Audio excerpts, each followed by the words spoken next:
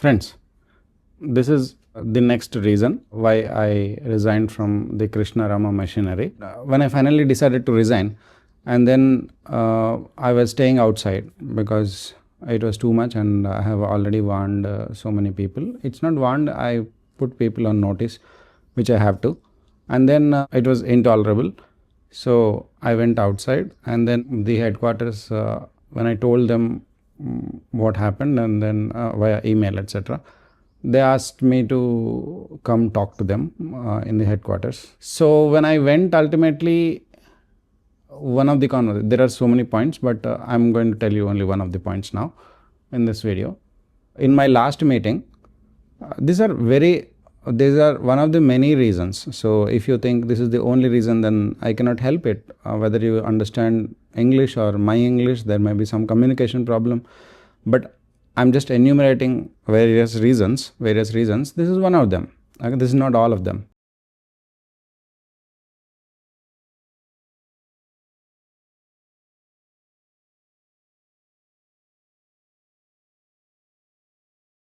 I was able to find out that whenever we mention that we are doing this, the CEO thinking, how is the CEO thinking? The CEO is thinking like whether he is thinking in the terms of checking the boxes, like are we doing this? Are we doing this? Are we doing this? Yes. But actually, are we doing it to help people take the benefit, absorb the benefit totally, and see the change that we want to see? It's not just we want to see, it is they also want to see. Only the difference is they don't know that they want that change yet, and we know it. Okay. So internally they want to see the change, but they don't know what it is because of lack of that knowledge. And we know it, we recognize it. And because they accept it, we give that service that benefits them in deeper levels of themselves. So are they being benefited? No. If they are being benefited, are we able to scale up?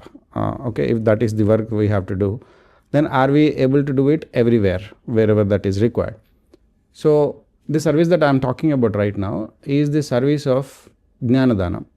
Now, Vivekananda very clearly said, Annadana will help you for half a day or 1 day. And if you give them Upadhidana, they can earn their own food for every day. So that is superior to Annadana. And even on Upadhidana, Vidyadana. Vidya means the skills that you need. Okay, it is included in Upadhi, but also Vidyadana, read, write, remember, and such other things, etc. That is also important. That could be considered superior to this, which might help them get another job if they lose this first job. So that is superior, the Vidyadana. And the highest Danam that any person can give to anybody. Danam is a traditional word, that is why we are using. We don't like the word Danam actually. It's not a donation. It is the service and worship that we do. So Jnanadanam is that kind of contribution and worship that we do to God, is that its benefits are transmigratory. Like in the next life also, for all lives, once you get knowledge, you can take this knowledge from this life to the other life. So irreversible knowledge. You cannot go back once you get that kind of knowledge. So that kind of knowledge is called Jnanadanam. So Ramakrishna's purpose of Avatara is to make this planet, the whole humanity on this planet at least, to have all knowledge that there can possibly be and benefit from that knowledge. Now, having knowledge is different from benefiting from that knowledge. That is a different stage again. So, are we able to do that? Now, when Vivekananda wanted to teach religion, he saw that people are already starved and people don't have minimum facilities. So, he said, it is adding insult to injury if you try to preach religion to a person who is hungry. So, he said that let us take up that responsibility also to feed the empty bellies. Now, once you feed the empty bellies, you ought to give them the knowledge in religion, or religion means experiential knowledge. But what we are doing is, we are thinking that to feed the empty bellies, meaning to serve them in various ways, running hospitals and hostels and such other things, etc. That itself is the service, and because we are doing that service, we are getting money from the society, and because we have to do service, society is giving money, and because money is coming, we are doing the service. So there is a perpetuality in this, so it is becoming a cycle. You don't know that you are stuck in the cycle, and you don't know that there is something more than this that needs to be done after this. Okay, so there is the next stage. Next stage is, our primary business is not to do or supply these kind of services to the society. The society must be able to be in a position to receive religion. Because it is not, we are trying to build their capacity to receive the religion. That does not mean that is our primary responsibility, but the delusion is that we think that that is the only responsibility we have. So the next stage is that we need to be able to cater to their intellectual. See, physical needs are fulfilled, then we need to be able to fulfill their mental needs, for example, and then intellectual, and then spiritual needs. So these are stages. So physically, we are trying to help them with jobs and skill building and jobs, etc., all of that, and giving food when floods and etc., all those things happen. Mentally, in the sense, these bhajans, etc., and the good atmosphere that we are able to keep up in our temples and such other places, etc., and also giving them a great mantra, Taraka Mantram, from gurus, that spiritual mantra. All of this help these people keep their mental environment up. Okay. Now, after that, what happens is their intellectual needs, which are fulfilled by the literature that we are printing, and this is excellent work that we are doing. But that is only the information is going. Now, next what happens is the spiritual needs. Now, how do you fulfill the spiritual needs? First, people need to have the spiritual hunger. Now, will they be able to do that? No. The whole point is, there is abstract dimension of spirituality and there is practical dimension of spirituality.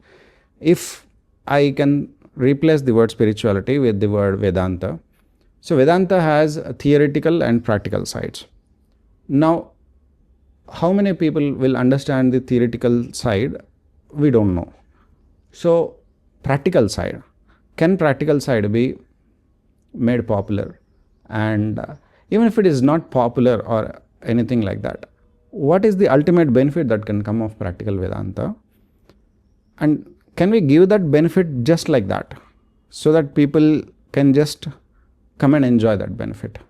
Okay. They don't need to come after some time. They can enjoy wherever they are. Can we do that in a very systematical way and organized way, and in such a smart way that they don't even have to know what religion it is, or whether it is Vedanta or not? What is the basis of this? I mean, yes, if they want to know, that is a different matter. But whether they agree or not, they should be able to have and reap the benefits, enjoy the benefits of a system that we are able to build. For example, the rishis made the system like festivals, etc. So you cannot take Diwali, Sankranti, Dasara, Ganesh Chaturthi, etc., the Holi, all these things, all these festivals out of our lives in India, right? Because there is such a celebratory dimension to those festivals, it is next to impossible. So many people have tried to remove Hindutva or this way of life from Hindus, but they could not. Similarly, can we build a system wherein the benefits of practical Vedanta can be given to everybody, and everybody is welcome there to come and enjoy? Can we build a model like that? 1 model, 10 models, and if these 1 to 10 models succeed, The next work is only replication and duplication of that, and see that everywhere in the whole planet there is harmony in all dimensions of human living. So this is the work. Now when I am talking about this work, because when I was talking to the CEO, I already spoke about this and gave it in writing also earlier. He says, we are doing that. It's not all this depth that I have explained. That much work is not happening.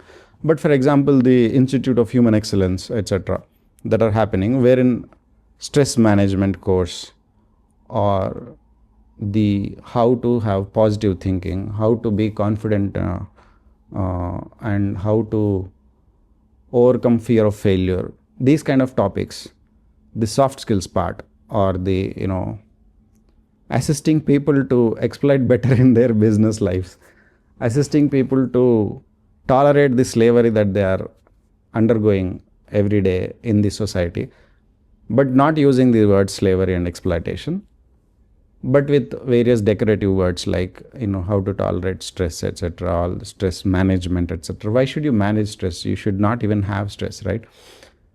But the society is not ready to receive it, neither are we ready to give the message.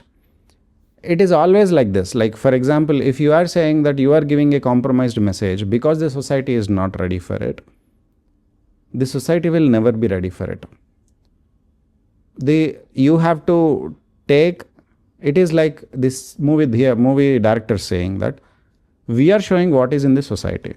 If our movies are bad, the society is bad, therefore we are mirroring this movies.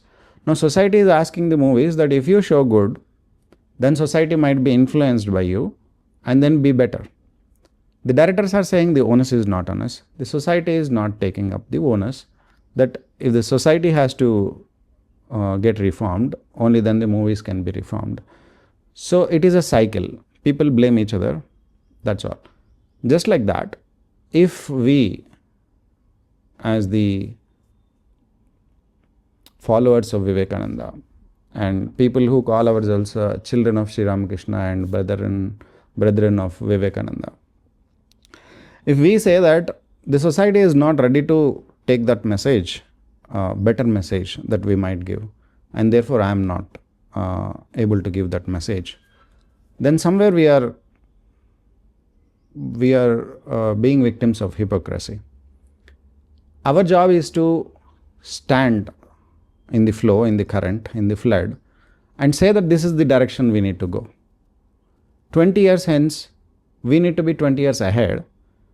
50 years afterwards, 100 years afterwards, where the society must go, we need to be able to dictate, show the direction to the society. The society needs to follow us. We cannot follow the society. But because we need to keep up our approval rate, the acceptance rate, we are mirroring the society. We are being 20 years behind to be on the safe side. The society has gone forward. Then after 20 years, we follow that. Because in these 20 years, the society itself has accepted certain things. So even if you do it, they don't mind then. He knows, the CEO knows what I was talking about, and not in this clarity and this much depth, but I have given it in writing. My duty I have done. So in that context, when I asked him, he said that it is happening in Hyderabad, it is happening in Mumbai, etc. Some 2 places he mentioned, it is happening. So this is what I'm trying to point out in this video, is that now we are checking the boxes, that is it happening here? Okay, it is happening here. Then it is happening everywhere.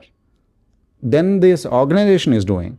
If the organization is doing, what is your problem? Whatever you are asking is happening here. So what I told him is, what I requested him is, very politely, Maharaj, can this happen everywhere, at all places? Because every place requires this. Is it like human beings are living only in Mumbai or in Hyderabad or anywhere? No, like that, right? So if we are able to render a service, we need to be able to reach wherever that service is required. we need to have all that responsibility on our own shoulders. Like what did Vivekananda say? You yourself publish, right? My children, stand up, be bold, take the whole responsibility on your own shoulders. What does it mean? What responsibility is he talking about? Is it the responsibility to meditate? Is it the responsibility to give mantram to people? Is it the responsibility that he is talking about? Is it to feed people everywhere? What responsibility is talking about? Whatever responsibility is there, it is yours. Take it upon your shoulders. That is what Vivekananda is saying. So we need to determine what we do, not by what is convenient to us, not by what is easy for us,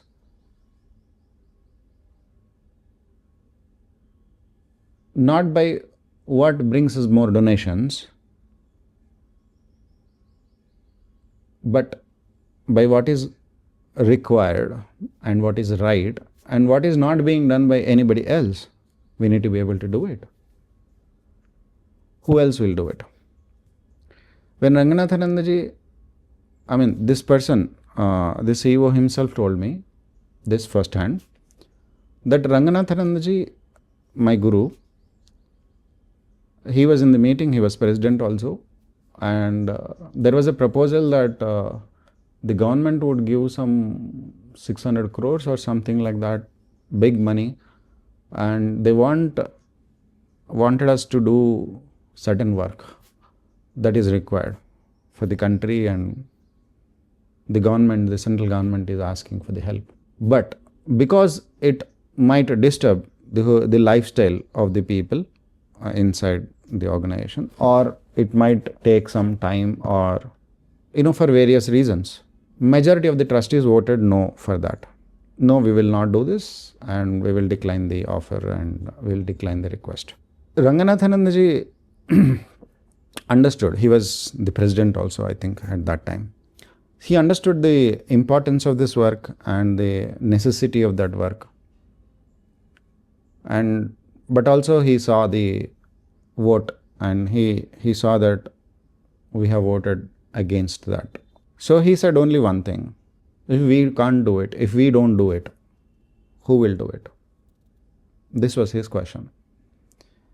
And the CEO, he heard it himself, and then he told me that personally earlier. And after that he said, no president so far is part of human beings. All of them have transcended the human level and have reached the divine level. And one of the incidents that helped him decide that, conclude that, is what he mentioned to me. I just mentioned to you. So what I'm trying to say is, if we don't do this work, who will do it? That also should be the criteria to decide what we must do. If we don't have a model wherein the benefits of the practical Vedanta, practice of practical Vedanta, can be given freely to everybody, or at least can be demonstrated in that system, wherein at least 1000 human beings are living, and showing that you can just duplicate this system, and then the society will all be okay. Wherein you have solutions for politics, you have solutions for the problems of economy, you have solutions for the problems of sociology, all of this. You are saying that don't we have a society, the organization we have, that can be replicated? No. Everybody in the world can never become monks or nuns. But every house, every home in this world can become one ashram. If that is a very far-fetched idea, but it is not an impossible idea. It is not unrealistic aim. But to expect everybody to become a monk and nun is unrealistic. Therefore, if we work very hard, willingly, if we all want it, we can all work to make every home an ashram.